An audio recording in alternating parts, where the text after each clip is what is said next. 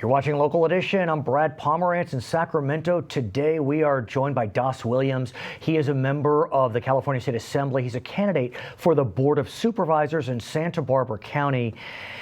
And sadly, one of your constituents, a young woman, lost her life at 23 years old. Her name, Jordan Soto. What happened to Jordan, sir? Well, Jordan had taken too much of a medication, and her father found her on the scene, called 911, unfortunately with a cell phone, and the dispatcher, which was in Ventura, not in Santa Barbara, could not get the precise information from the phone call, whether that's because the father was excited, they did not know the streets, or other factors. That's hard to tell. But the bottom line is they couldn't get the location, so they relied off of cell phone location data, and they busted down a door on the east side of Santa Barbara, close to Montecito, instead of the actual residence where she lived, which was close to the Modoc fire station.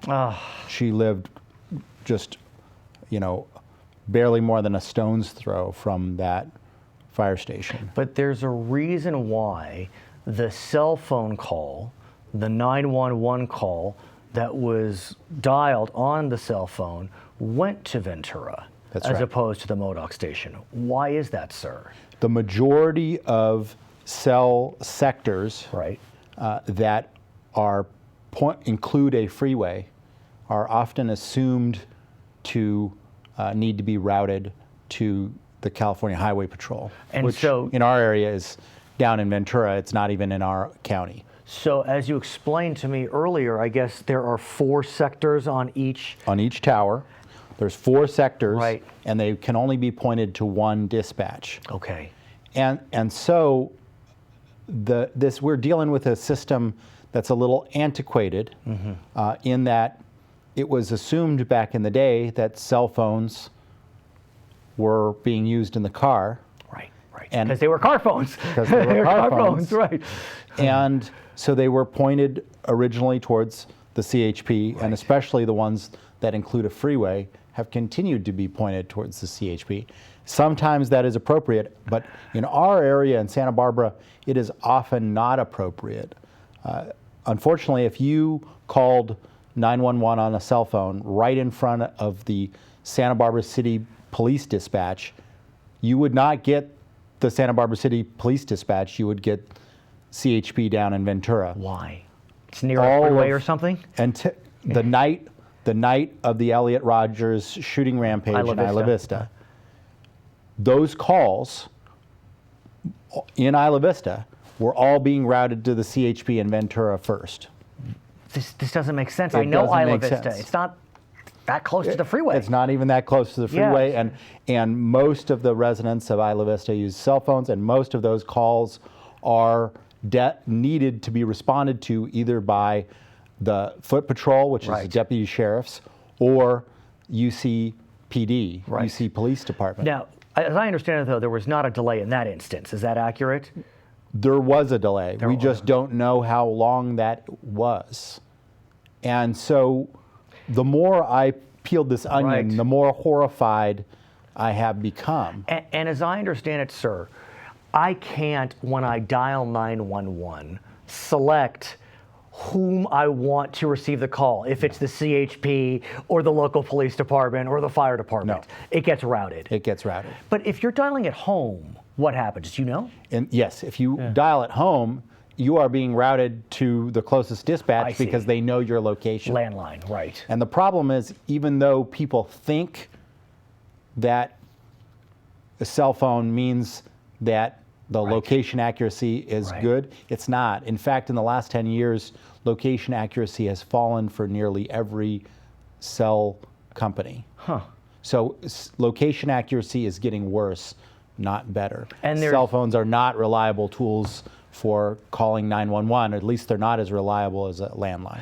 And so as we speak today, is there technology which allows the sector to point to 2 different No. No.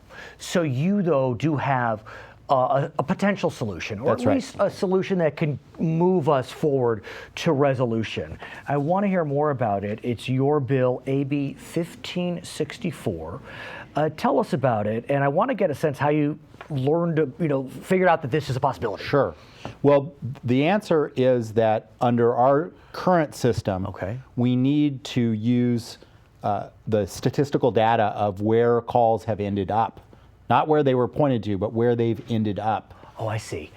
To determine where that cell receptor should point the call. So presumably what you could do is if you take one sector and you see that in that one sector, 75% of the calls that had started at the CHP wound up at the local paramedic station probably shouldn't be pointed to the CHP. Right. So when we looked at the Stork Tower ones, we saw that the majority of these calls were either destined for the deputy sheriffs, the foot patrol, or UCPD, but almost none of them were, or very few of them, were destined for the CHP. And this is in the Jordan Soto case or the IV case? This is the Isla Vista case. Oh my. And so in this case, we confronted, Cal OES and the... And OES is... the Office of Emergency Services, and said, this is crazy, this one should not be pointed there, let's switch it.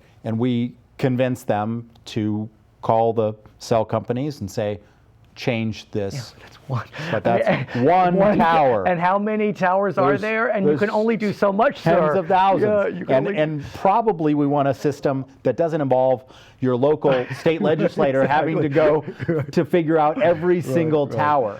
So what my bill does, it works to maximize the efficiency of the 911 system and ensure that cell phone calls to 911 arrive at the right dispatcher as quickly as possible. But through an analysis. I mean, so explain what the bill does, because it's very specific. So it requires Cal OES to go through a process of using statistical analysis to determine whether those are pointed to the right dispatcher.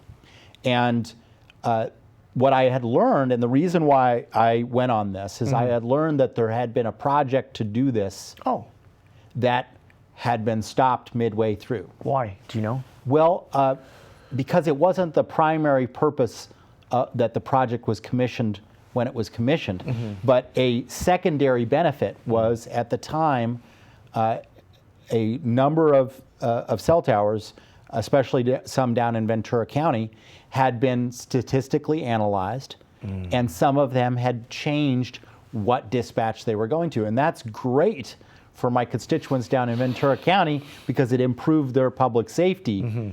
But for other incidents, like the LAX shooting, like this young man that died on the soccer field a few years back in East LA County, all of these are cases of cell to 911